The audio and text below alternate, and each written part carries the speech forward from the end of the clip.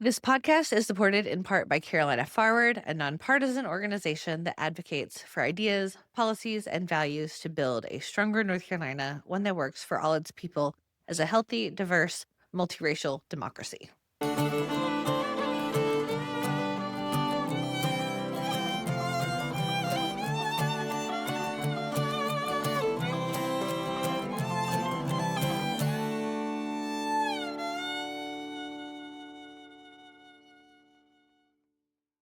Hey, y'all, welcome back to the Foxfire Dispatch, where we're keeping an eye on what's going on in the South from the halls of power to our own backyards.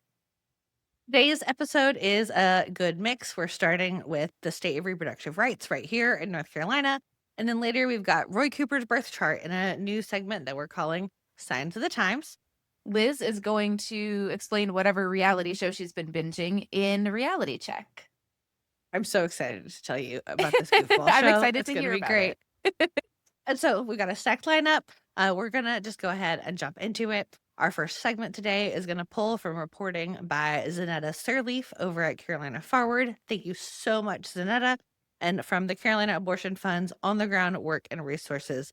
Both Carolina Forward and Carolina Abortion Fund are doing really critical work on the ground, documenting and responding to the post-Roe reality here in North Carolina. So, to set the stage, when the Supreme Court overturned Roe versus Wade in June 2022, North Carolina suddenly became one of the only states in the South where abortion remained legal. And we're basically a regional island for reproductive care. So that puts huge pressure on clinics in North Carolina because patients are traveling here from South Carolina, from Georgia, from Tennessee, even as far away as states like Texas, because their home states have near total abortion bans now. Right. And the thing is that legal doesn't always mean accessible. In 2023, the Republican supermajority in the North Carolina General Assembly passed a law cutting our legal limit from 20 weeks down to 12 with only a few very minor exceptions. There's also a mandatory 72-hour waiting period between counseling and the procedure. There's an in-person consultation requirement. So that means no telehealth for medication abortion. And for patients under 18, parental consent is required. And that is a really long list of rules. And in practice, like in life, what that means for folks is that people are taking multiple days off of work, or they need to and they can't. It means childcare and travel and gas and hotel room expenses for folks. And that's if you have a car and the money for those things on top of, going and getting this health care. And that really hits rural patients and low income folks the hardest. And for people who are coming from out of state or people who need to go out of state in order to access an abortion, the barriers stack up even higher. The Carolina Abortion Fund says that their call volume has gone way up since Dobbs from both North Carolina residents and from people who are traveling in. And they're not just helping with procedure costs, they're also helping cover gas, lodging, lost wages, and even childcare. And we are just really in a shitty place. I think, as you talked about, like, just because it's legal doesn't mean it's accessible. Like, just because it's legal doesn't mean that it's just. Mhm. The way that people with resources, they're going to find a way, right? But everybody else, or if you are less resourced, less privileged, more marginalized, you have delays, or you can be forced to continue a pregnancy you didn't choose, or like go further along before you're able to access the care that you would have opted into if you had access to it. And those delays also increase medical risk for people politically. Governor Stein he's pledged to defend reproductive rights like Governor Cooper had.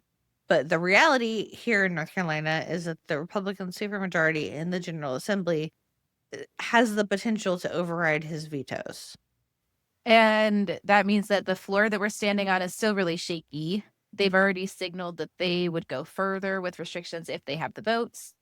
They're not shy about using procedural maneuvers to get us there. And so the front lines are not just with our governor and the governor's office. They're really right here in the North Carolina legislature and in our courts and in our local communities. This brings us to the 2026 legislative races that Gina and I have talked about some, and we'll talk about some more over the coming weeks and months. Those are going to be really critical to whether abortion access, whether reproductive choice access gets rolled back even more, or whether we can start clawing back some of those restrictions. I mean, for me, like I can't speak for everybody, but when it comes to abortion access, I am really an on demand, without apology, in every state kind of girly. And like, even if that is not where you are, we really ought to be able to agree that 12 weeks is not enough time for somebody to have access and like make this decision.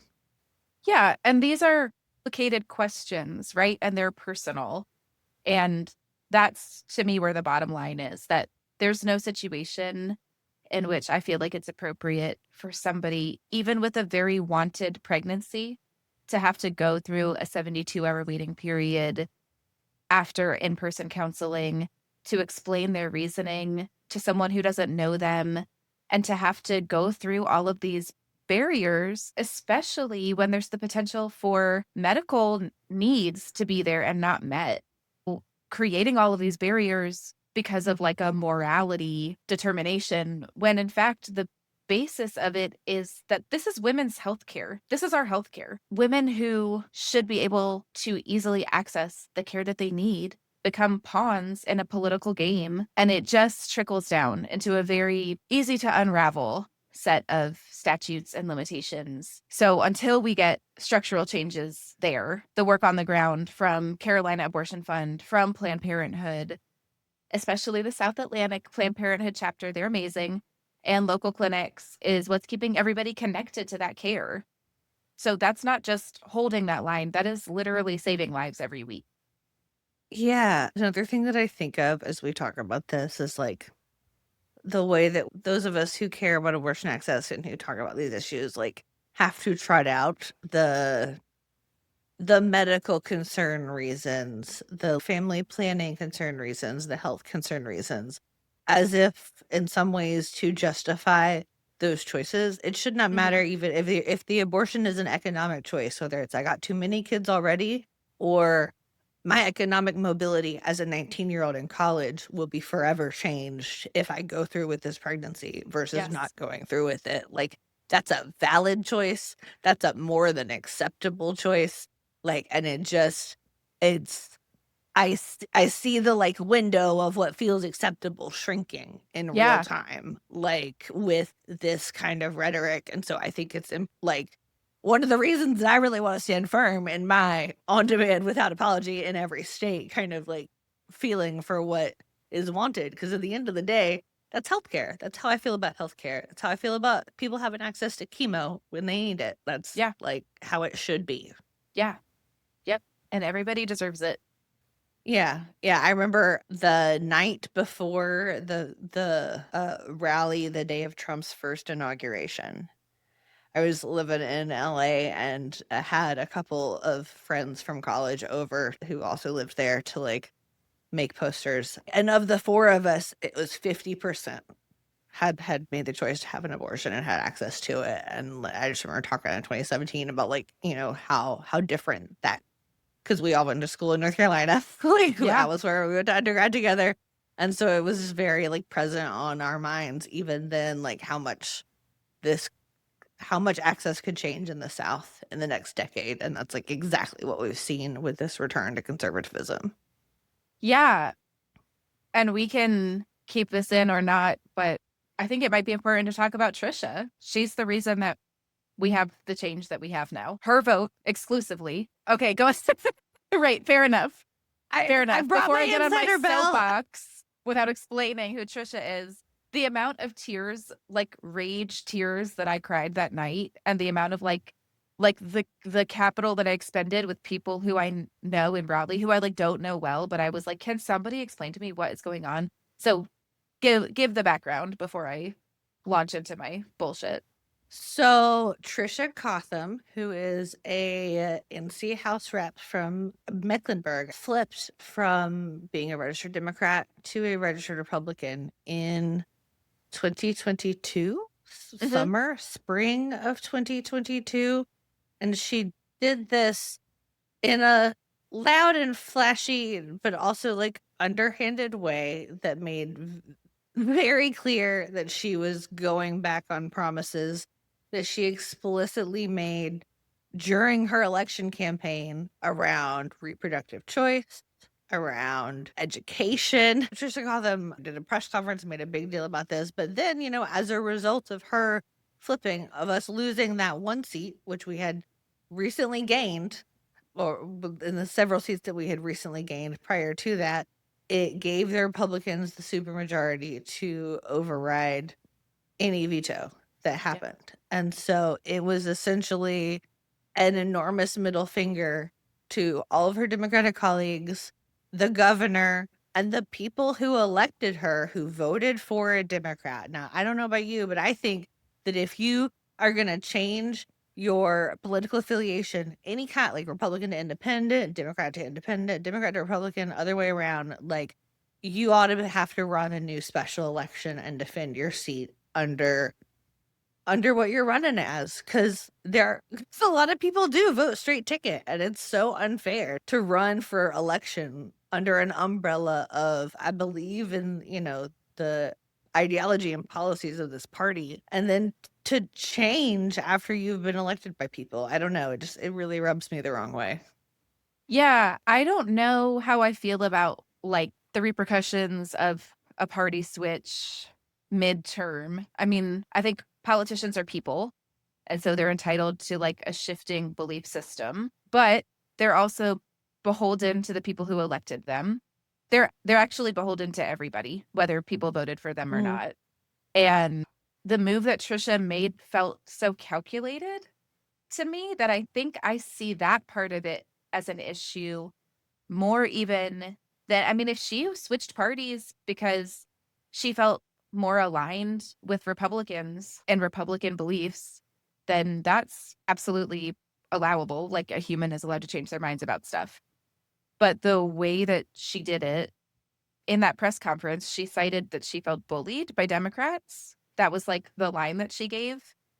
And to me, that feels like a weak ass argument. I don't know a more profound way to say it, but like, you're not going to vote for the things that you said you believed in when you were elected because you felt ostracized by some people inside the North Carolina Democratic Party?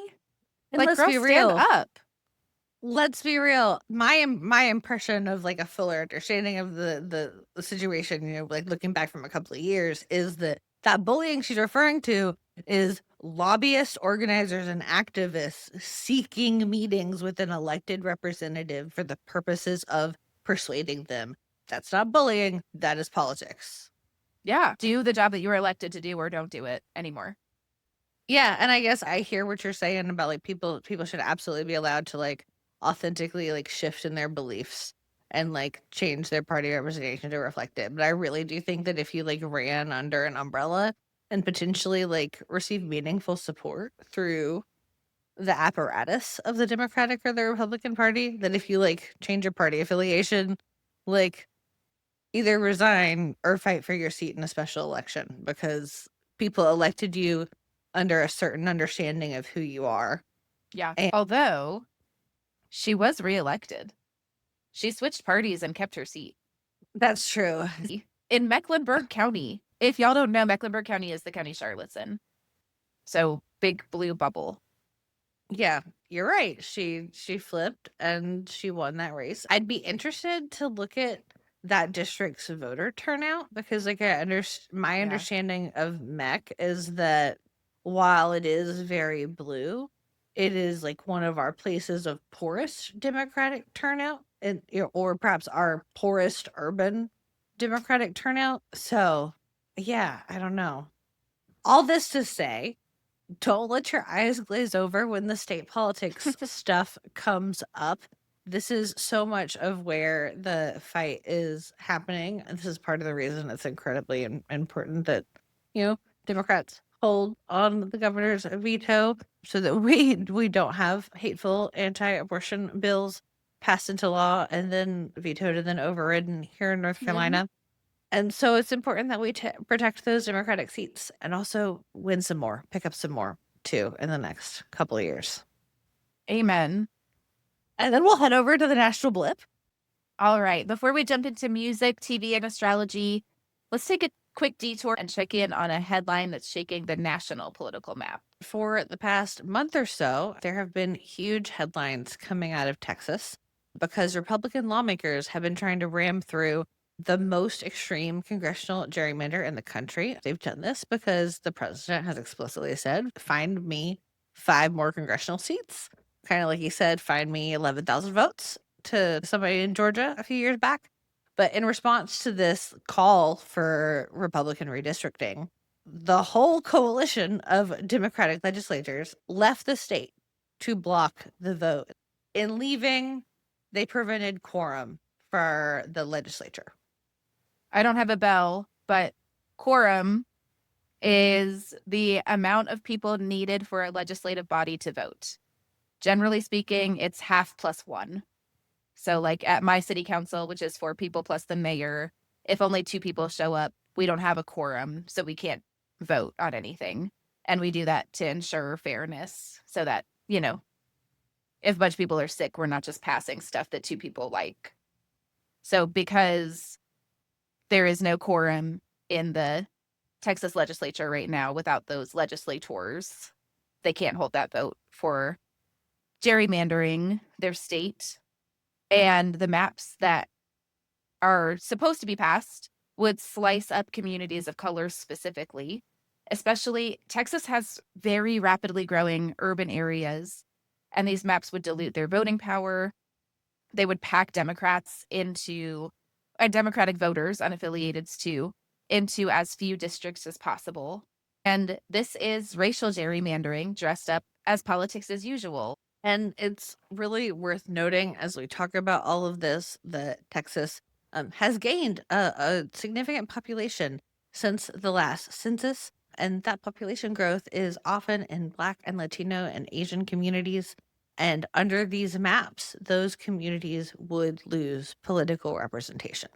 So the Democrats in the Texas legislature responded by walking out and by leaving the state, got on planes, had to leave the state in order for Texas law enforcers not to come get them.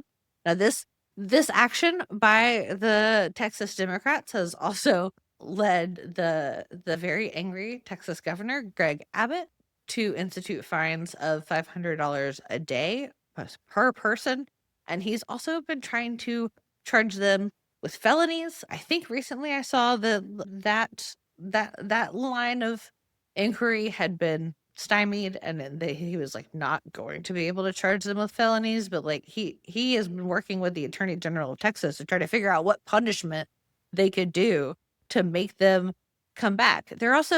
They shouldn't be doing that because this tool, the we remove ourselves, we prevent quorum, is one of the only things that is in a minority's toolbox to protest corrupt legislation or legislation that is like deeply disagreed on.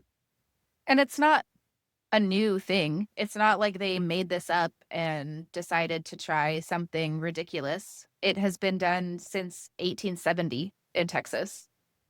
So House Democrats left Texas on August, and a lot of them went to Chicago, which has been cool because the governor of Illinois, J.B. Pritzker, has just been press conferencing every day with each of them. And so there are all of these videos and all of this really good PR from the Texas Democrats one at a time saying, here's my stance on it. Here's why I won't stand for my state to be gerrymandered in this way. Here's why every vote should count. Here's why every person matters. Some of them also headed to New York to meet with the governor there, Kathy Hochul. She has also condemned the redistricting effort. It's a mid-decade redistricting effort, which is part of why it's really bizarre and uncommon. Usually we do those on the census, which is every 10 years. And Governor Hochul has also entertained the idea of retaliating with new maps in her state. And then a third contingent of lawmakers headed to Boston to attend the National Conference of State Legislatures annual legislative summit.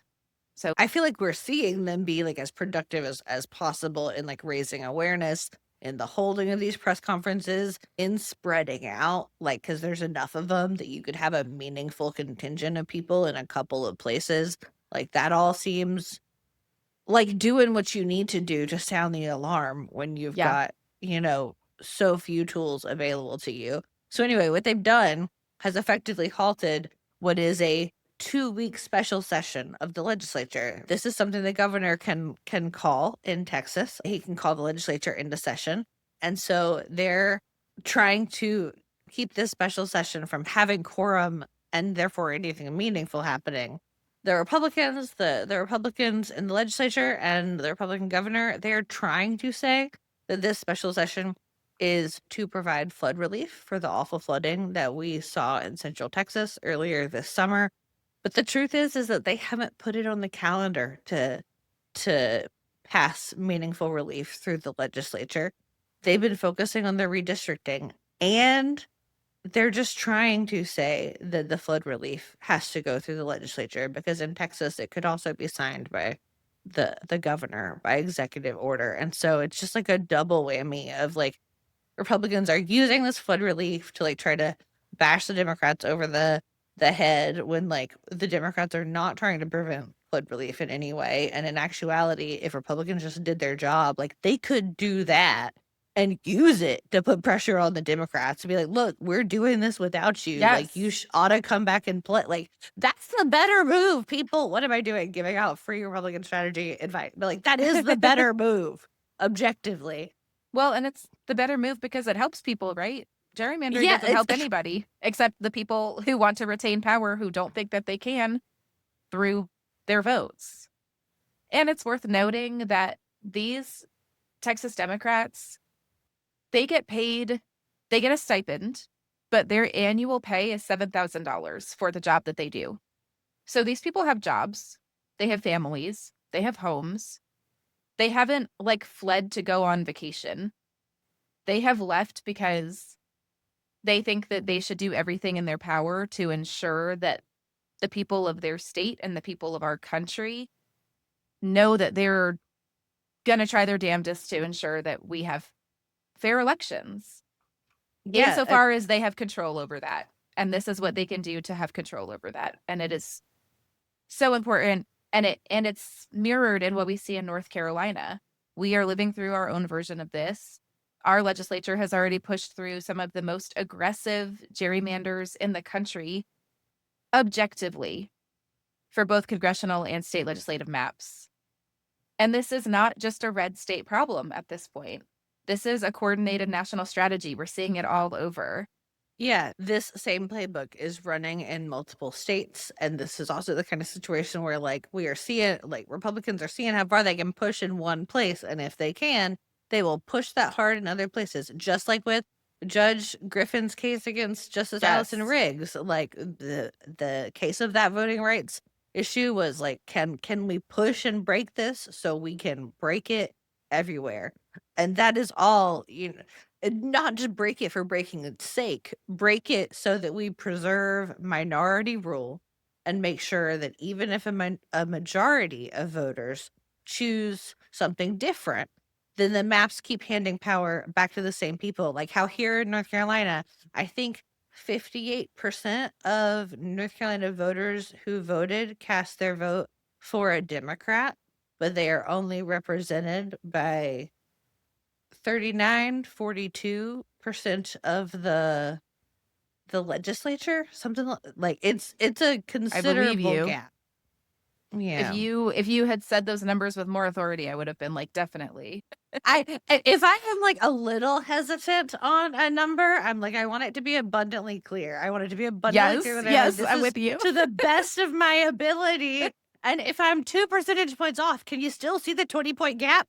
Right, Like, right. You guys can see where we're yeah, and so what we genuinely need is stronger federal protections, and we need independent redistricting commissions.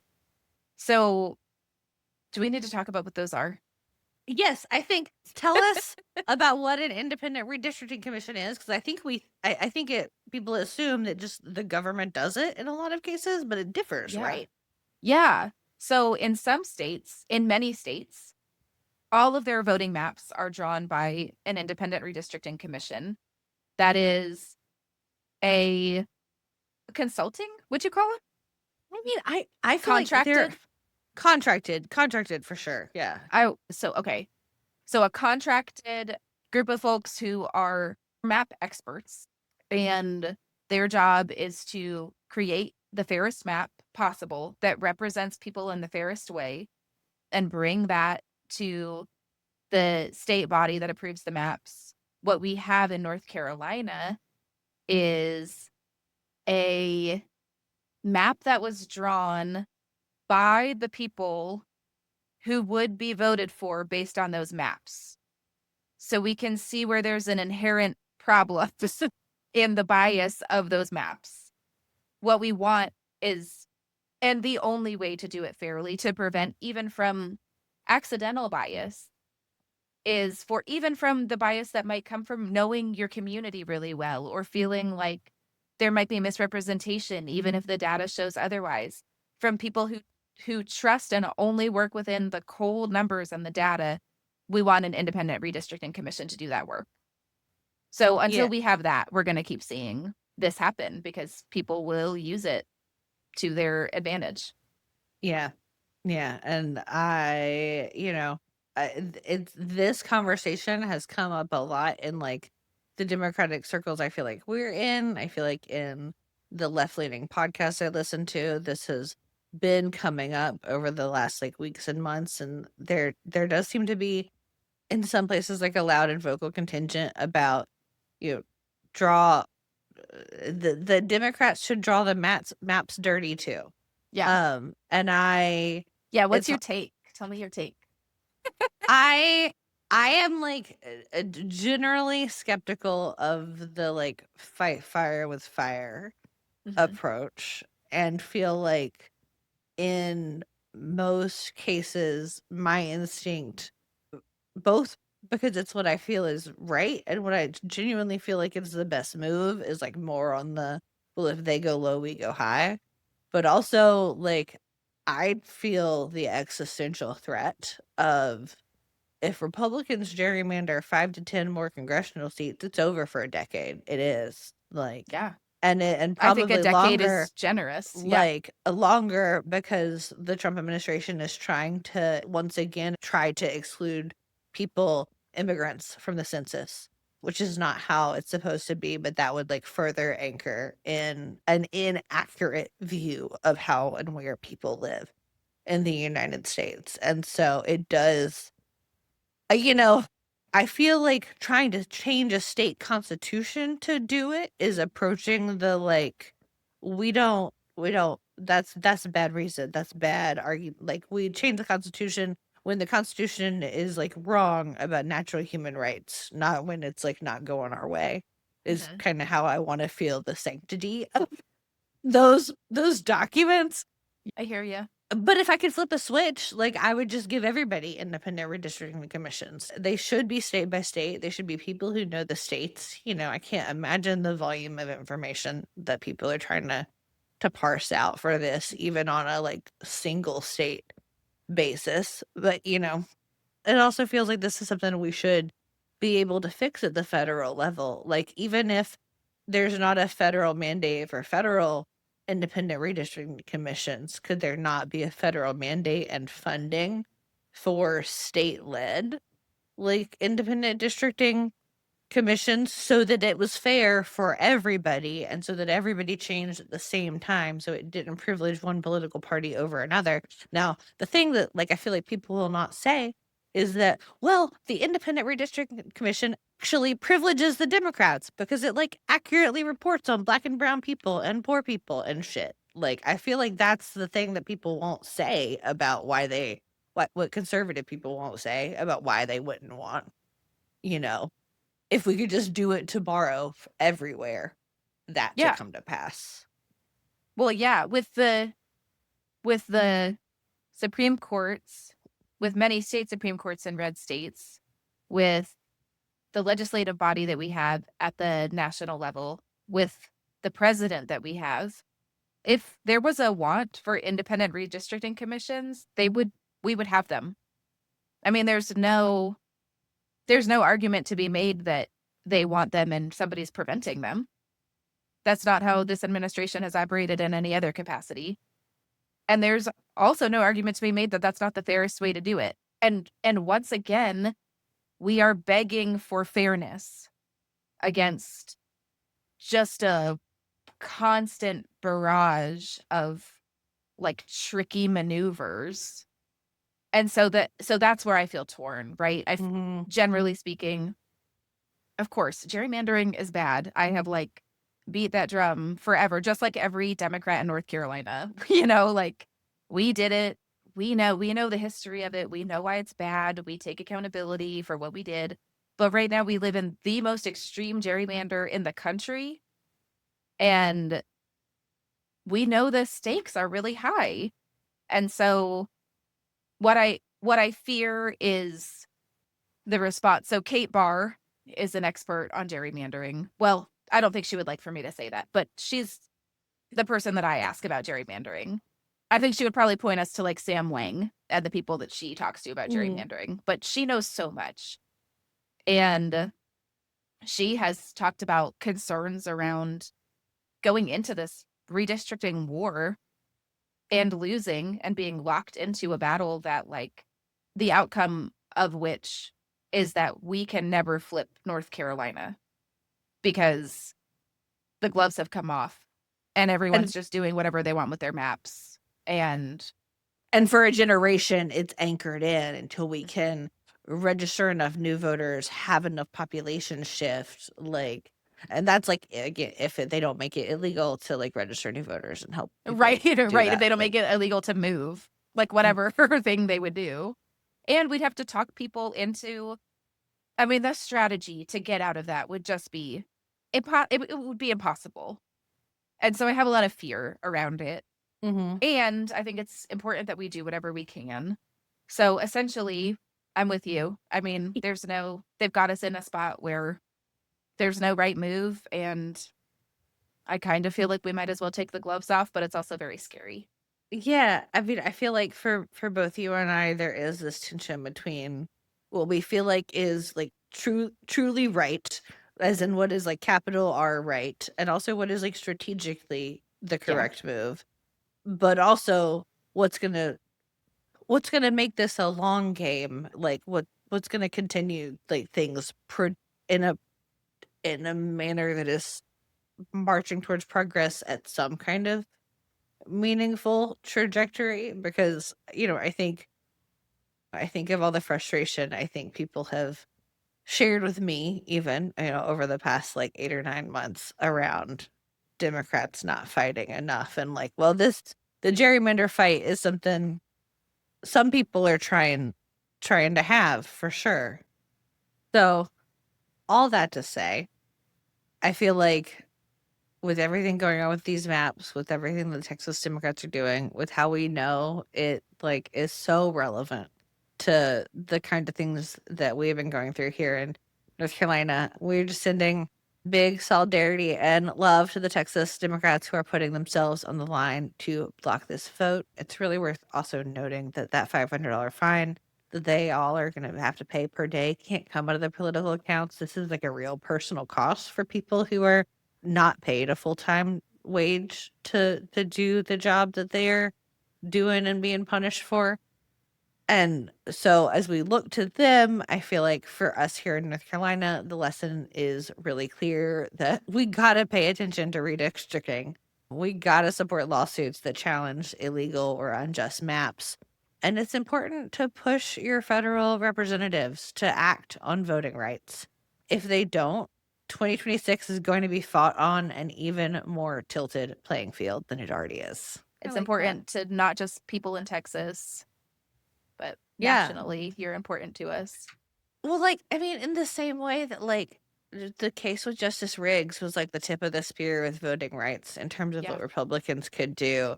Like, the Democrats are very much the tip of the spear with the gerrymandering. Like, absolutely. Yeah. Yeah. All right. So I feel like that was heavy, but to, Something new and different for us. one of these days we're gonna flip our scripts and do our reality check and music segments first, Okay, and then our deal. political segments. We'll do Okay. like a upside down pineapple cake version of the episode. But now it's going to be time for Reality Check. This is Yay. a segment where I explain what ridiculous reality show I have been binging instead of doom scrolling, or, binging and doom scrolling. Mm. Um, this week it's called Perfect Match. It's season 3, and Netflix has been dropping it in batches. So you get just enough cliffhanger to keep you hooked until the next week. I am guessing this is not on your radar. Not remotely. I have no idea, and I have no frame of reference. So tell me all about it. Cool. This show is a little different than Love is Blind or Too Hot to Handle, but it's one of those new breeds of reality show that's like a reality show mashup. So they take people from all these other first couple seasons were like all the Netflix dating shows, Too Hot to Handle, Love is Blind, but this season has expanded. We've got people from The Circle, people from The Mole, and even some people who are outside of the Netflix universe. Like they've pulled people from Love Island, which is really popular right now, and The Bachelor, which is like huge in a way that I have in the watched way The that Bachelor. Survivor is huge. Yes, I do know that one. Yeah, see, that's one I haven't watched at all. Like, I haven't watched a single episode. I think I've probably seen a grand total of like 15 minutes of clips of as. Yeah, uh, that's fair. I had a group of friends who had like Bachelor viewing parties a long time Mhm. ago. It's been on for forever, right? Yeah, it's been on for a really long time. It actually is part of the thinking about The Bachelor was part of the wave of me getting back into reality shows a couple years ago after Interesting. like having watched Survivor with my, parents growing up, but not like really being into other things. When I worked at UCLA Law, a bunch of the very smart, very bright law students were like reality TV girlies. Huh?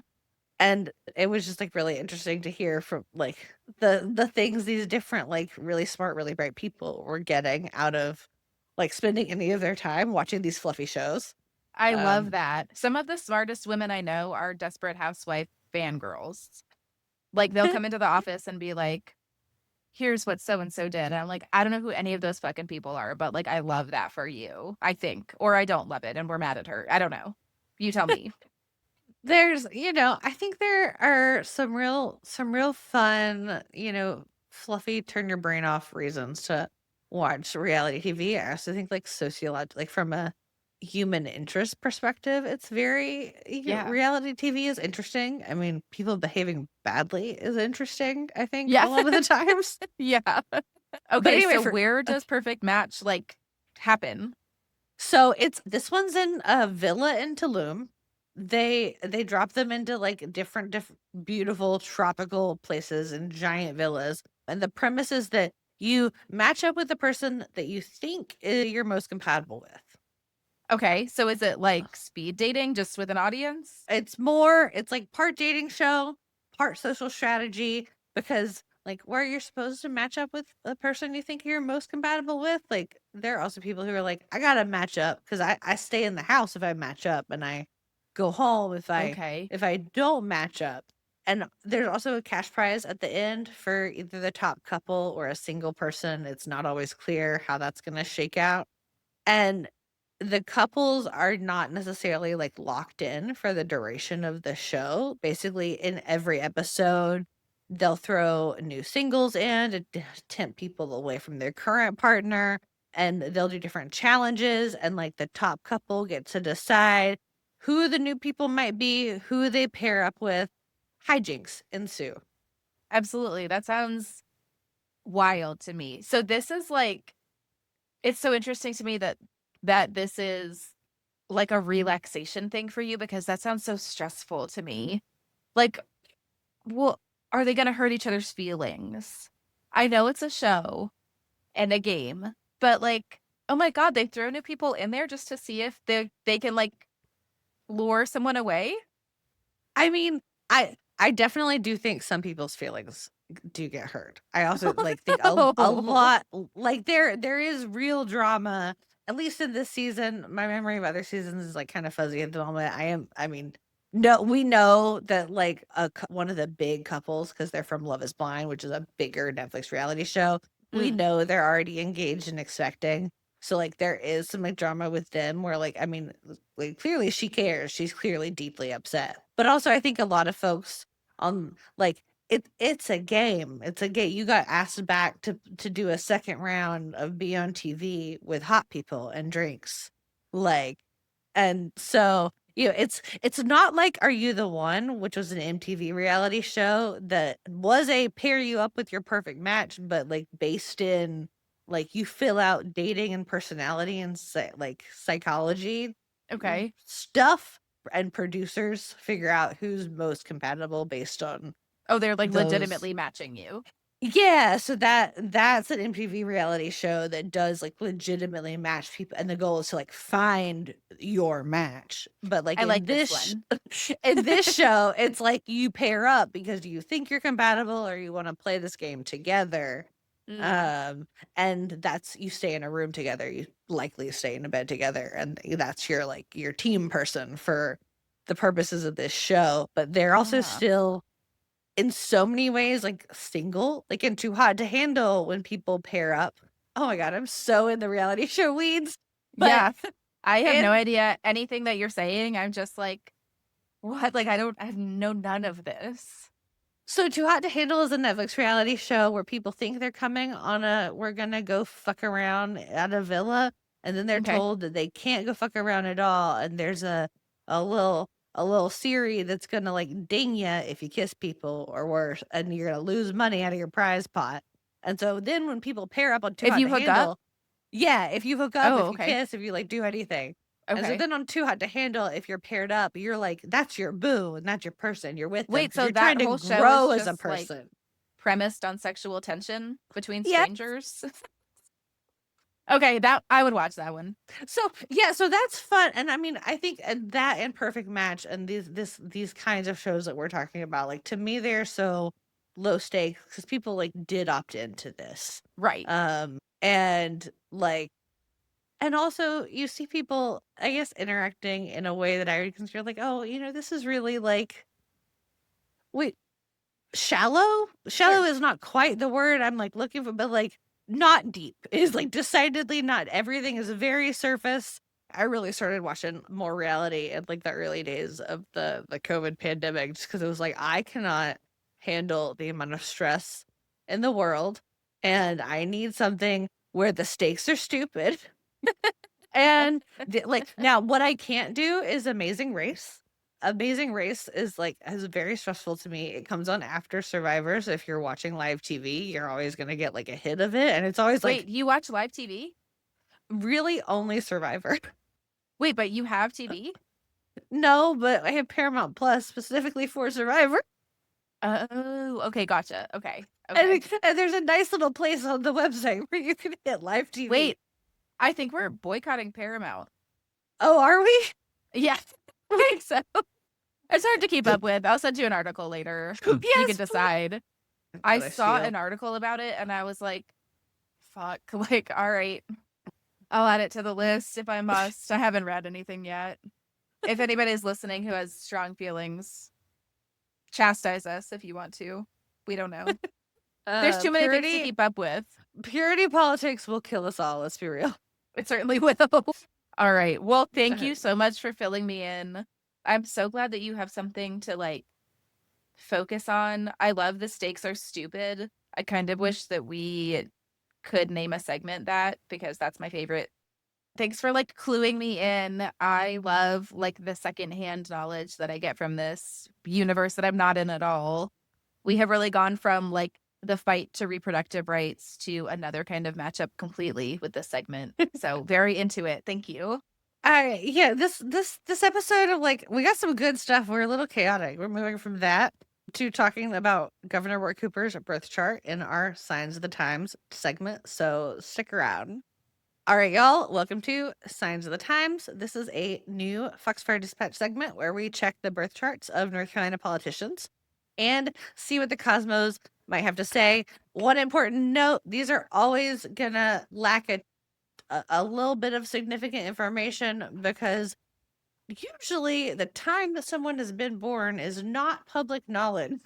So we might get a couple. Like, I bet Preston Blakely will tell us when he's born and we can do his birth chart. But I was not able to gather when Roy Cooper was born in Nash County, aside from the date and the year. Tell us what time you're born because it's important to us as women who care about you and our astrology girlies. I think that he's a great second politician for us to do this for the next time the segment comes around. But like the cool thing when you have people's exact birth time, in addition to those other details, is that you get to learn their rising sign, which is different than your sun sign. Your sun sign, it's the sun sign where people for this whole, section of days, almost a month, that, that are all born together. It's like July 22nd to August 22nd. But your rising sign is the sign that the sun was in right as you were born. That was where the sun was coming across the horizon at the moment you were born. And so that changes obviously like minute by minute, minute by minute. So it's a fun piece of information to have. It's also like we have this idea that like in the kind of astrology that I kind of follow, that your sun sign is your outward, who you project to the world, or your public facing kind of persona. But your rising sign is like your moon is like your emotional self and like internal self, and your rising sign is like your higher self or aspirational self, or the deepest, like most truest like parts of you self. Does that kind of comport with your understanding of how that works? Yes, absolutely. So now that we've, Okay. covered our bases a little bit about the sun, the moon, the rising sign, because we're going to be talking about these different parts of your astrology. We're looking at former Governor Roy Cooper. He was born on June 13th in 1957 in Nashville, Nash County, North Carolina, which I had to look up and make sure there really was a Nashville, North Carolina, and that it was not a weird typo on Wikipedia, because I was like, I'm familiar with that in a different state. So, fun fact, there's also a Hendersonville, Tennessee that is very close to Nashville, Tennessee. Oh, fun. And Johnny Cash's estate was in Hendersonville, Tennessee. oh, do people come to Hendersonville, North Carolina and look for Johnny Cash's estate? I've never met someone who did, but if you have, please tell me, because I would love to make fun of you and talk to you about Johnny Cash. So Roy Cooper, he's a Gemini sun and he has a Capricorn moon. And if we were to like translate that into like, what does that mean about his personality? He's got the quick wit and flexibility of a good communicator, but emotionally, he's also steady, strategic, and not one to leap without a plan. So that's obviously a mix that's pretty good for working in politics. You can pivot when it's needed, but playing the long game, as it were. Yeah, I love a Gemini sun. They are like chaotic as fuck sometimes, but also always interesting. Like they're always just yapping about what's on their minds. So what's going on for Roy in 2026? Yeah, I also kind of think that Geminis are like good politicians in general, because I think that with Geminis you have that like Janice face, kind of like your two sides of a coin, even kind of more so Trump than is a Gemini. Yeah, he's a Gemini. He's got a really weird, really empty chart. It's my first astrology book had several like famous people's charts in it, and he was basically the small, mean person represented for Roy. Is he a Gemini moon too? Oh, that I couldn't tell you. I could just kind of see it doesn't matter. Who cares? Truly. But so for Roy in 2026, the year that he's running for U.S. Senate, that year is astrologically a bit of a pressure cooker, because the former planet Pluto, is opposing his sun. And that is cosmic shorthand for like a high stakes transformation, the kind of transit that would suggest like a power struggle, a public test, a big shift in how you're seen. Early in this race, Saturn is also squaring his moon. And so the sense of like the weight of public expectation, the weight of like public opinion feels kind of heavy. Yeah. Okay. So the twist is that by the final stretch of the campaign, Jupiter, which is the planet of luck and expansion, will move right across his sun. So that is kind of prime astrological tailwind.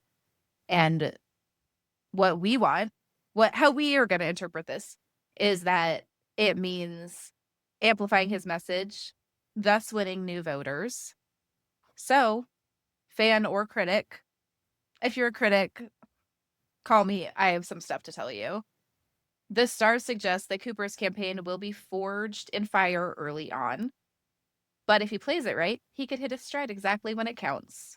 Yeah. So basically, if Cooper is able to weather the early storms, I don't feel like we've hit the perception of those yet, but like we're way early in this campaign, so TBD. So early. Um, but if he is able to weather any early conflict that there is, maybe primary, since like somebody has filed but not updated their website to indicate the correct election year. The stars say that Cooper's momentum could peak around the time that the ballots are cast. So we interpret that, I think, in a positive and hopeful way, but that is not going to mean we knock less doors. That is going to mean we knock more doors towards that reality. I forgot that we were in politics world, and I thought you were going to say that does not mean that we knock less wood. And I was like, yes, superstition all the way down. Look, we can knock some wood too. I'm a fan of that. We'll do whatever we can. We'll knock doors, we'll knock wood, we'll read charts, whatever we can do to support Roy. We're doing it. Where's your magic 8-ball? Right. All right. Well, that was fun. I'm looking forward to pulling that segment up a little bit more. And also, honestly, it was like very fun to do the interpretation of somebody else's chart. I don't do that much. But before we go, let's bring it home for this week's couple of action items. Do you have any local community events that you want to shout out? I know that in some areas we have Pride coming up, a couple different towns and counties, like the second round of Fall Pride that we have in different places. Yeah. So Blue Ridge Pride, which is in Asheville, will be September 27th.